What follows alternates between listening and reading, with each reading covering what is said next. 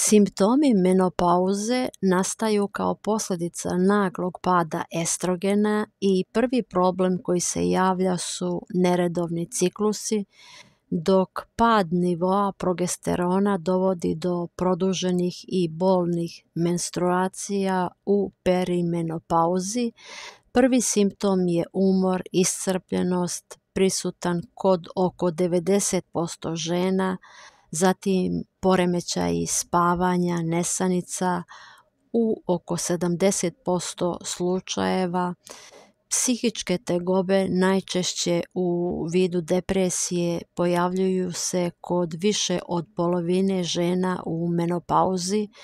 Međutim, psihološki poremećaji u sebi imaju i socijalnu crtu, različiti pogled društva na menopauzu kao i individualno prihvatanje ulaska u takozvano treće doba, što zahteva saradnju raznih stručnjaka, ginekolog, endokrinolog, psiholog. Ovdje spadaju i valunzi koji su postali sinonim za klimakterijum i koji se javljaju već u perimenopauzi kod oko 30% žena, a nastavljaju da se pojavljuju kroz postmenopauzu čak u 85% slučajeva. Talasi vrućine se češće javljaju noću za vreme sna, nadovezuje se znojenje i pad temperature, nekad do osjećaja groznice.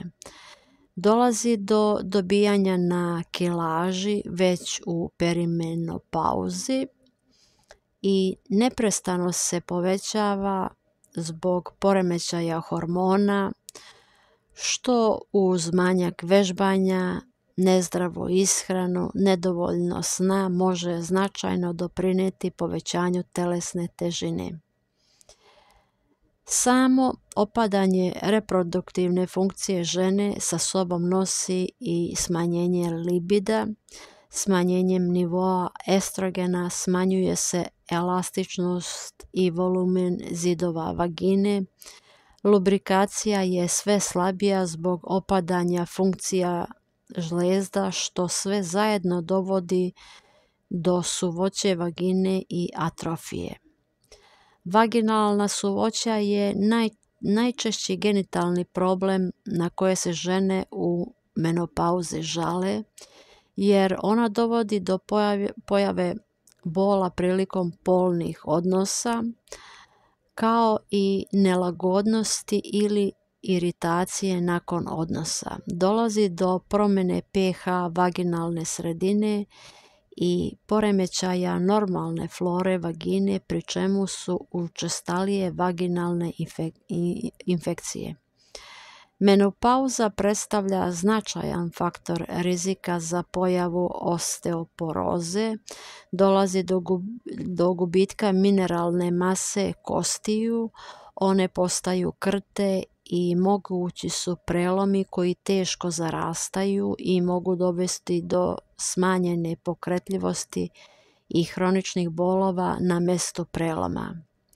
Ispoljavanje i trajanje navedenih simptoma je individualno, moguće je da neko ima sve navedene, dok je moguće i da žena, pored poremećaja ciklusa, nema nijedan drugi problem.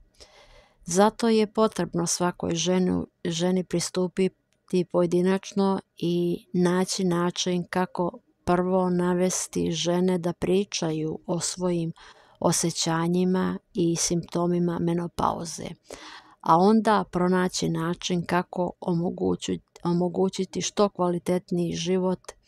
Sad jedan recept časne sestre Ljubice Kovač, sastav čaja za tegobe u klimakteriju: matičnjak 40 grama, valerijana 10 grama, metvica 30 grama, žuta bročika 40 grama.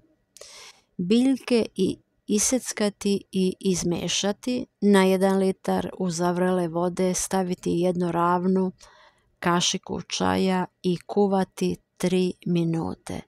skloniti sa štednjaka i poklopljeno hladiti pola sata, procediti te medom zasladiti. Dnevno piti litar čaja sve dok se zdravstveno stanje ne popravi. I ono što je veoma bitno za žene koje imaju valunge, koje se jako puno znoje, čaj od crvene deteline je jako dobar, a možete da uzmete i tinkturu od crvene deteline, mada eto i čaj od crvene deteline je odličan. Nekim ženama je jako dobar čaj od žalfije. Za sad toliko. Svima vam želim dobro zdravlje, veliki pozdrav.